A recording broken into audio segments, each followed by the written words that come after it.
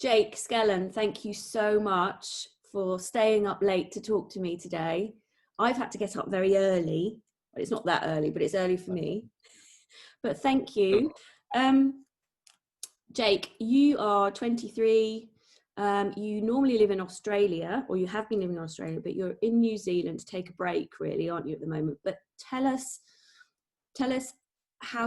what you do, how you got there, and yeah, what you're doing in New Zealand.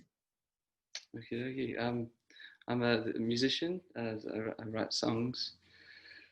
I've been doing it for the last sort of 6-7 years.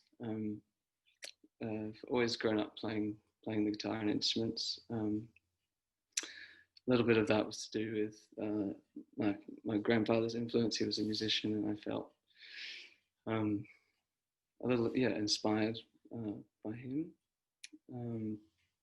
I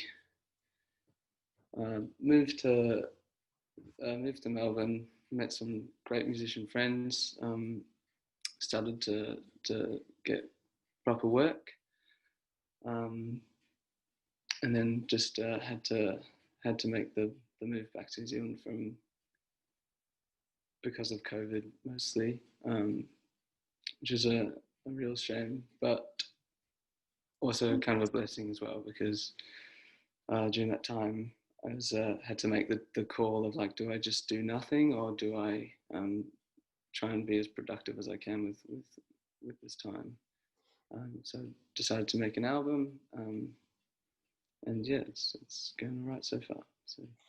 So tell us a bit more about when COVID hit, what you were up to, and what prospects you had lined up.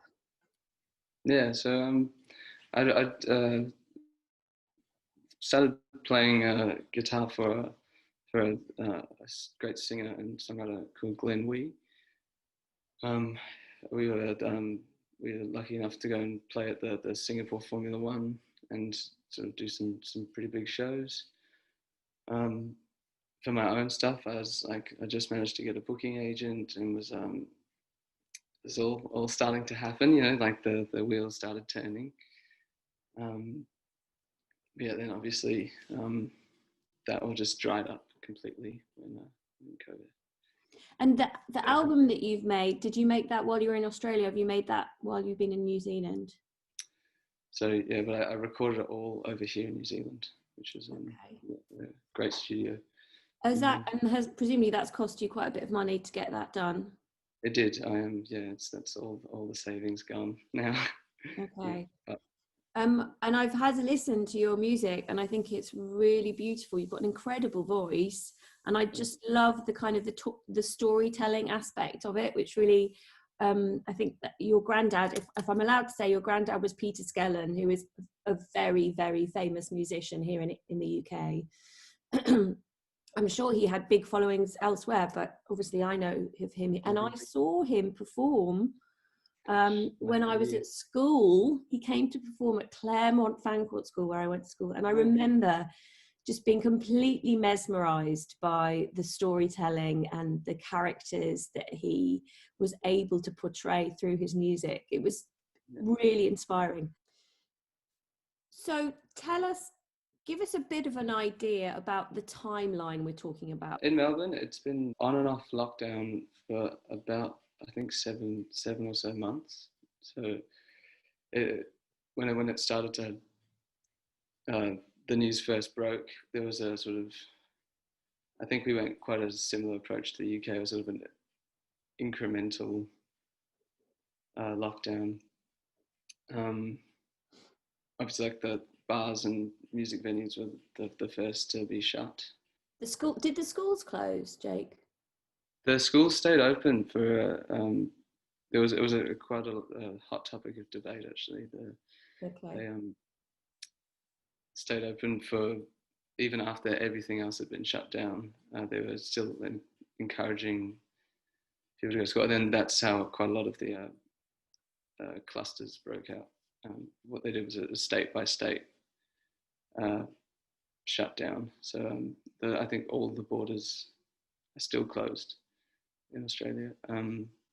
but yeah, obviously, like where I lived, Melbourne, was the worst affected for a long time. So when Dan Andrews, our premier, decided that in order to get control of this, because we were going up, it was suddenly, as it happens, 20, 40, then hundreds a day. He did a full shutdown, and it's been like that for until like a couple of weeks ago, and it's even then it's still there's no cases anymore, but it's still a very like obviously the whole arts community is going to really struggle to rebuild from this. I had a friend who was he's a full-time busker. There's a really big busking scene in Melbourne specifically, and he was just allowed out for the first time in half a year. So about yesterday, I think. So he's out on the streets busking for his life, basically. Yeah, basically, yeah. Give us a bit of an idea of the support for the arts in Australia. Here we have Arts Council, and we have a very big, strong arts community and unions for the musicians and for actors. What's it like in Australia in terms of the art scene, and has the government been supportive? Yes and no, I guess is the best way I can answer it. Is I don't think I can't speak for every state just because it's so different. But in Victoria, um, towards the end there was an emphasis because it does rely on its, especially music scene as a huge sort of cultural identity almost. There's been a really good attempt from the government to invest in certain music venues that wouldn't have been able to financially stay afloat for this time. So, in terms of being able to claim any kind of emergency support throughout the epidemic, throughout the time, 7 months or whatever it's been, have you received anything? No, I mean it's been tricky because I am not a Australian citizen, so that's where like it gets a bit murky. So You're a citizen of New Zealand. yes, I'm allowed to live in Australia, but that's it. So, So yeah, did you get anything from the New Zealand government? no, because I wasn't living in New Zealand at the time, So in some senses, that's why I felt I had to come home, because at least I know I would be, if need be, supported here at 23. To be suddenly fully dependent on your family again was a big shock, and I needed them. Yeah, I had to fall back on that. Do you think because our government has, in not in exact words, but they've basically said that that a job in the arts or a career in the arts isn't really a valid profession in Yeah, it's non-essential. Or yeah, has there been that sort of feeling? yeah, of course. I think people are so indirectly engaged with the arts, without even knowing it, and it's for whatever reason, it's always the first thing to be considered as we don't need that. We can get, and to some extent, I understand, but at the same time, it's like people, tend to not know what they're missing until it's too late. Do you feel like there's an inconsistency in the way that people in the music community get paid? Even before COVID, for some reason, people seem to think that if you're an artist or an emerging artist, they can, instead of actually paying you, they say, oh, you can do it for exposure, and this will help you. It's like it's this weird. It doesn't happen in any other kind of. So you don't get like a mechanic. You go like, oh, it'll really help your business if you fix my Ferrari, or I don't know. Yeah, I think it's quite interesting. A lot of the people I've spoken to we've talked about that, you know, the difficulty of getting the balance right in terms of saying, do you know what, no, I'm not going to work for that, but at the same time you're desperate to work. There are more artists and musicians than ever before. So yeah, when something's that competitive, there's always going to be someone that's willing to do it for less, you know. I think you're absolutely right. That's the problem, isn't it? Is that if we knew that there wasn't someone behind our back who'd go, yeah, I'll do it for 20p, you know, Yeah. we'd be in a much better position, wouldn't we? That's the problem. Sure. Is from what age did you know that you wanted to be a musician? Oh, I think I was got really into my air guitar when I was about 7, you know, and I think yeah, I've since I was started playing my instrument, I knew that this is what I want to do. The songwriting bit came later. In some ways, being the eldest child, I feel a little bit guilty that I've like taken all the music spotlight from you know, like picking up the guitar so early. It's always been like, oh, Jake's the musician, you know. And my brother and sister are both actually quite talented musicians. They've got the ears for it. They just I feel like there's not been that space for them to kind of to fill. It's me being too selfish maybe, but yeah. Jake, that's terrible. Don't think that. Not deliberately, you know. I think it's important if you're given a talent that you absolutely give it its all and go for it. So I don't think you should feel guilty about that. Well, yeah, yes, of course, you're right. Another thing that the government, that we're all kind of like laughing at, but slightly kind of shocked and horrified at the same time, is that the government is sort of saying, it, as artists, if you want to retrain, it's a good time to retrain now. If you want to, we'll help you find a different career, a proper job. Yeah. Yes, exactly. How do you feel about that, Jake? I think it touches back on that point of people don't know what they've got till it's gone. As a society, I believe that we need the arts. You know, that's what makes us like human. You know, without arts, we're nothing. Over the last 7 months or whatever it is, have you had the thought that maybe you need to give up, you need to retrain and get a proper job? Yeah. Yeah, it's crept in there a few times. But ultimately, it's I do come back to that.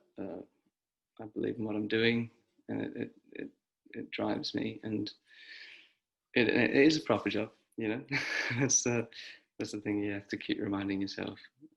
I guess. Good. And so, have you had to do other ridiculous jobs while you've been a jobbing musician? Yeah, I'm currently working in a bar part time at the moment to tie things over.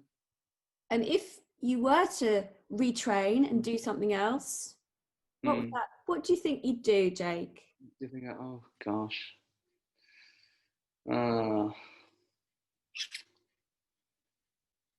couldn't tell you. So definitely not in an office. I'd go work on a farm or something, on an orchard. Yeah, that's what I do. Pick Nice. apples or something. Yeah. If you knew 9 months ago what you know now, would you have done anything differently? Yes, I think I would have. I would have moved back to New Zealand earlier, and I would have thrown my music out there more. I guess I think that's when you feel like you've got all the time in the world. You know, it's like it's unlikely, but something like this can happen, and suddenly it's a year of your life. Have you been writing since you've been sort of in lockdown, or Yeah. It's yeah. I think there was a definite phase initially where it's you're just like you said before. What's the point? Can't really find any motivation to do anything, let alone be creative and try and write something. But then you sort of start to sort of dig yourself out of that, and yeah, I've actually managed to start writing again and enjoying writing again. Especially with music as well, as when you're songwriting, you get your inspiration from things you're doing and people you're meeting, and like there's only so much your bedroom can inspire you. So you got to a certain point with your career and things were going really well. Do you feel now that you've gone backwards, or do you feel like you're starting from that same point when everything opens up again? It feels a little bit like one step forward, two steps back. Yeah, when it does open up again, you have to throw yourself into it. The whole industry surrounding music is essentially non-existent. So it'll take a lot of time before things are even remotely normal. It's just how much I can personally do within those constraints and boundaries. Will you still have your tour booker, or have you lost that kind of That's now? all gone. It's all gone. Oh my God. It's all right. It's happening to everyone. Do you think a lot of artists, musicians in Australia and New Zealand will have changed careers or given up and done something else by the end of this?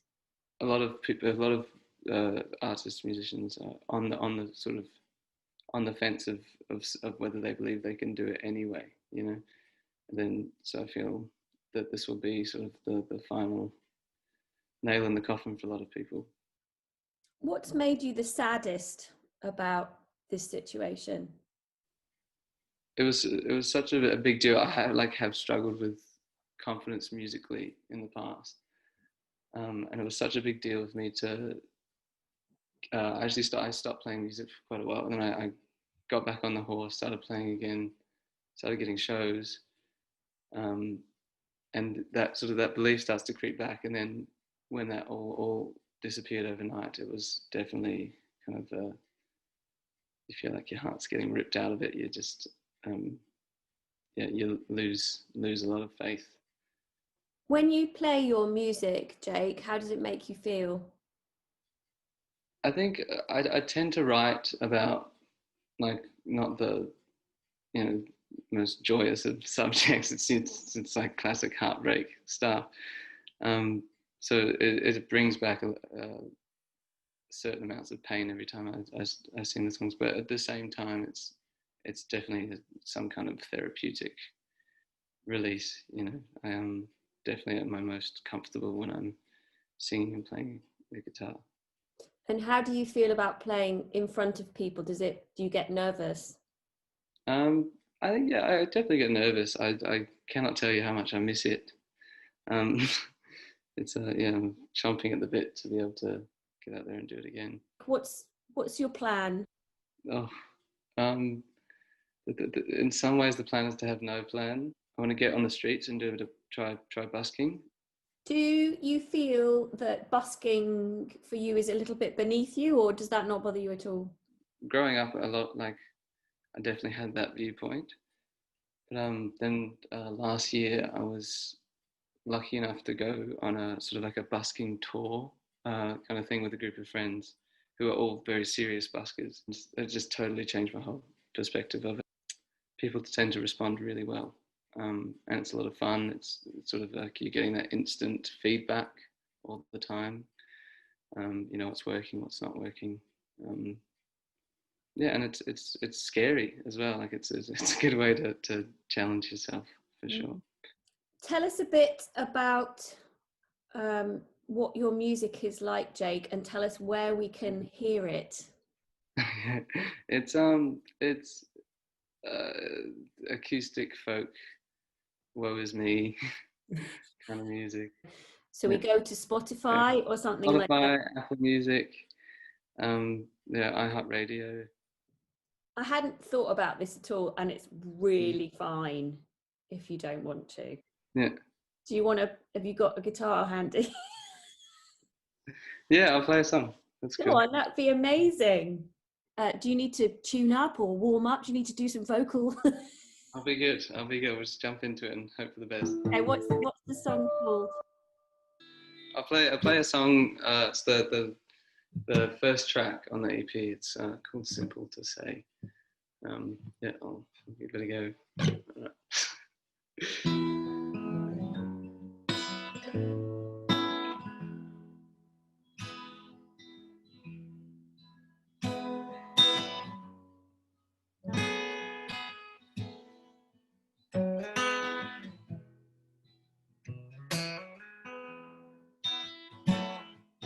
Something this simple should be easy to say, but now, hey, little darling, there's no need to feel so blue. We're both here, little darling. Won't you hold me like you used to? If you'll just hold on for now, then you'll find there was no reason to push me away.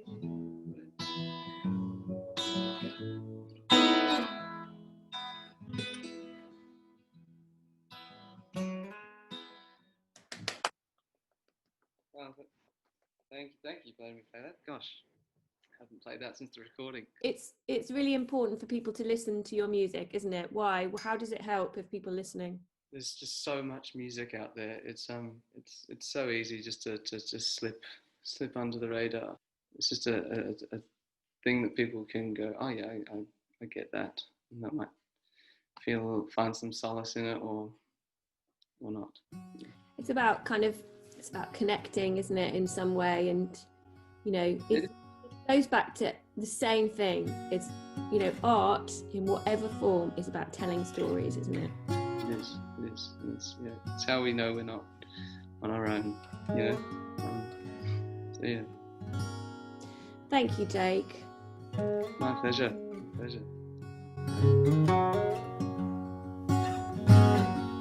Something this simple should be easy to say. Just give me my chance and I will be on my way. But I keep tensing up with every step that I take.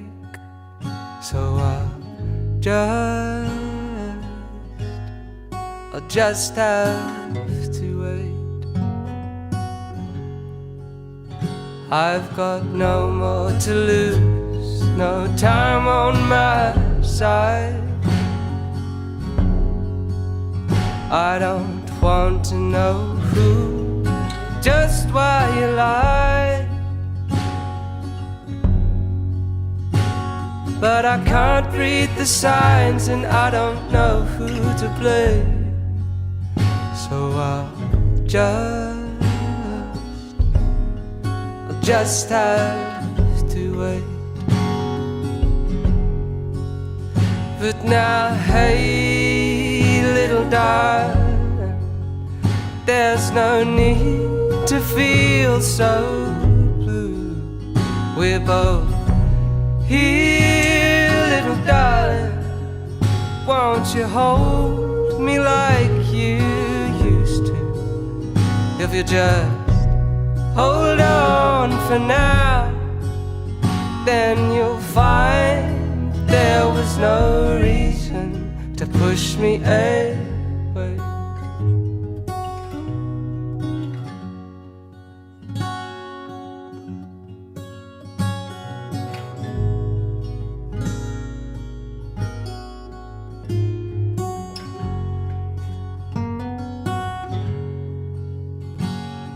The harder I try, the harder it gets.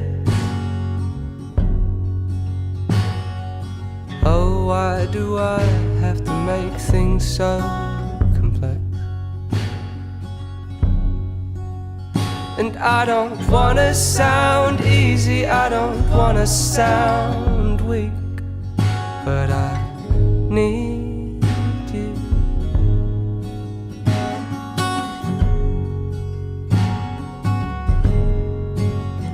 I don't feel as broken as I did back then. Just promise me never again.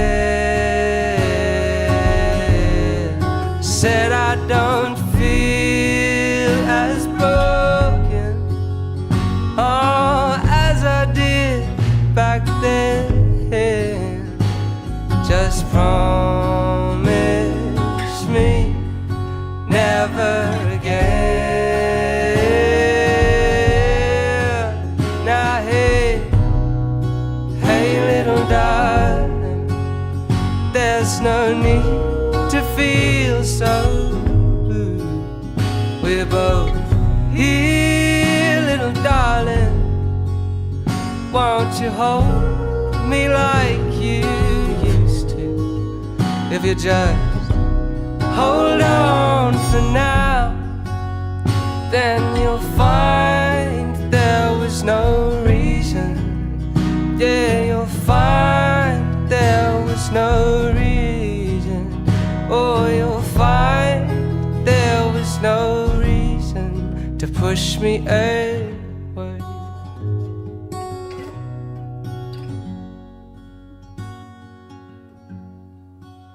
So I'll just have to wait.